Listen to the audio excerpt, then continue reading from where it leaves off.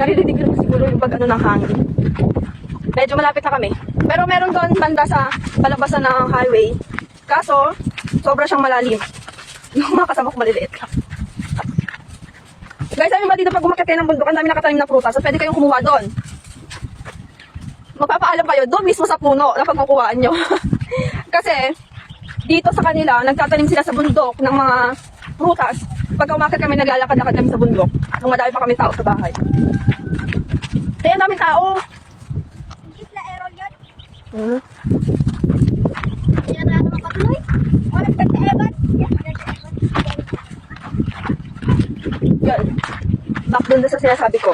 Nagtatanim sila ng mga mangga, yun ang mga sampalok-sampalok. At saka, pwede kayong kumuha doon. Pero, make sure guys na kakainin yun. Huwag yung kukuha kayo pero hindi nyo kakainin. Sayang. Pinaghirapan nilang itanim yun. Tsaka dito, pinaka-negosyo na rin nila. Bukod sa palay, tsaka sa mga gulay-gulay. Uso na rin sa kanila dito yung piggery. Tigeri.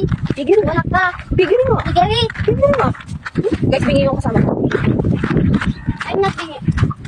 You are. You are tingin.